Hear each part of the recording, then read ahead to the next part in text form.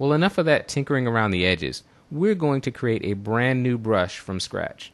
Now you can create a brush out of anything. You can even create it out of another image, and that's what we're going to do. So I want you to go to your Chapter 14 folder and open up the file Strawberry 2. And let's drag this so we can see the whole object. Now what we want is for this entire strawberry to become a brush shape. To do that, we first select it. So let's use our quick select tool. W is the keyboard shortcut. Now we want to select the strawberry, but as we saw in an earlier chapter, sometimes it's easier to select the area that you do not want. So we're going to bump up this brush size, and I'm going to paint over this background. Fill in a little bit here,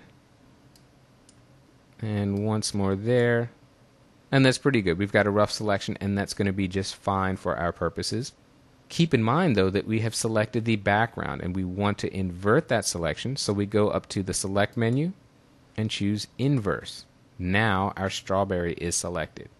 And with that selection made, go to the Edit menu, and all the way down here, select Define Brush Preset. This is where we create our brand new brush. The brush has a nice icon. It's got a default name. I think this would be much better served with strawberry. So let's simply click OK. And now let's go back to the document we created. When you've got multiple documents and the view is blocked, simply go up to the Window menu. Scroll all the way down here to the bottom, and we can select Untitled 1. And let's go back and choose the brush tool.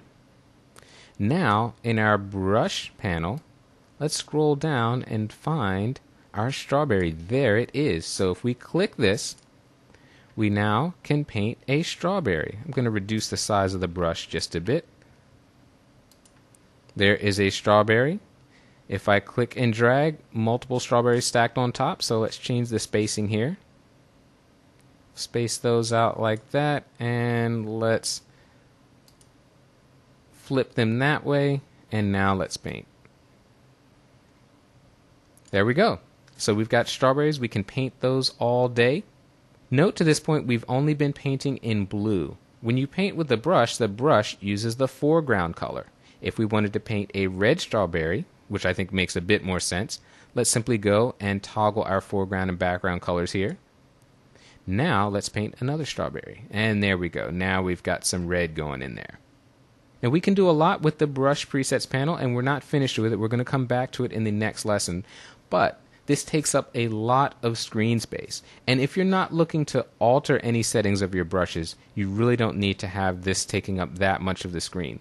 So what we're going to do now is dock this beneath our history panel, free up some screen space here, and instead what we're going to open under Window is Brush Presets. Now we've got a listing of all of our presets in a much more compact, manageable space. We can scroll up, choose any of them that we want, and we've freed up a lot more room for our image.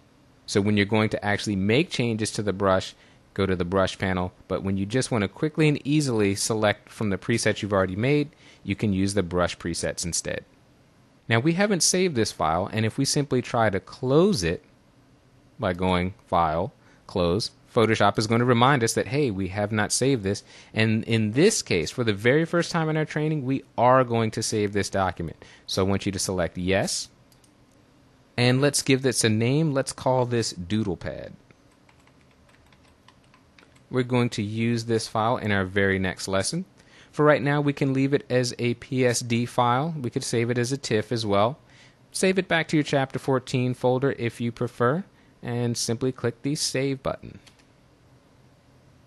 The strawberry we don't need to save, so you can simply close that, and I'll see you in the next lesson.